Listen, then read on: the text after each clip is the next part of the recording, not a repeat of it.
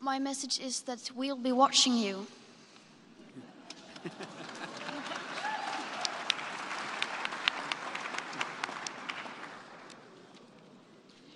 This is all wrong. I shouldn't be up here. I should be back in school on the other side of the ocean. Yet you all come to us young people for hope. How dare you? You have stolen my dreams and my childhood with your empty words, and yet I'm one of the lucky ones. People are suffering, people are dying, entire ecosystems are collapsing. We are in the beginning of a mass extinction, and all you can talk about is money and fairy tales of eternal economic growth. How dare you?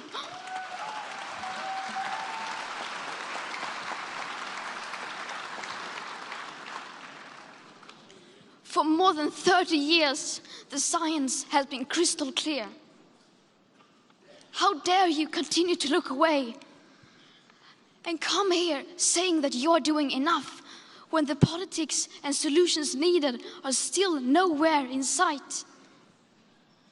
You say you hear us and that you understand the urgency.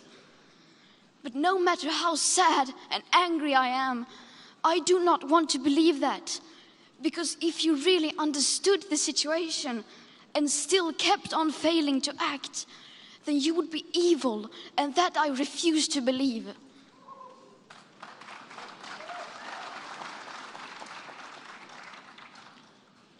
The popular idea of cutting our emissions in half in 10 years only gives us a 50% chance of staying below 1.5 degrees and the risk of setting off irreversible chain reactions beyond human control.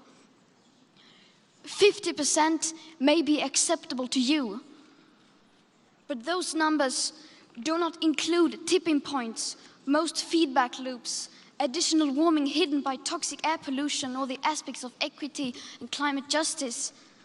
They also rely on my generation sucking hundreds of billions of tons of your CO2 out of the air with technologies that barely exist. So a 50% risk is simply not acceptable to us, we who have to live with the consequences.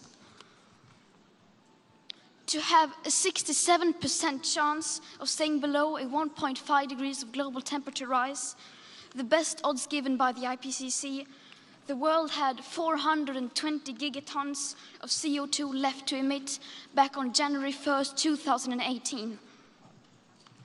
Today, that figure is already down to less than 350 gigatons. How dare you pretend that this can be solved with just business as usual and some technical solutions? With today's emissions levels, that remaining CO2 budget will be entirely gone within less than 8.5 years.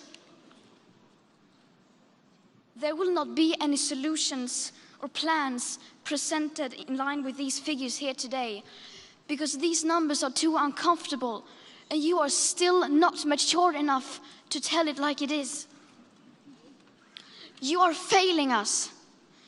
But the young people are starting to understand your betrayal. The eyes of all future generations are upon you. And if you choose to fail us, I say we will never forgive you.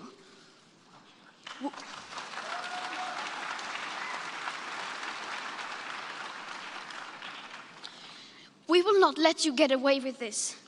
Right here, right now, is where we draw the line.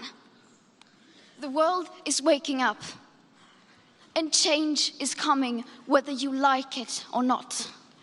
Thank you.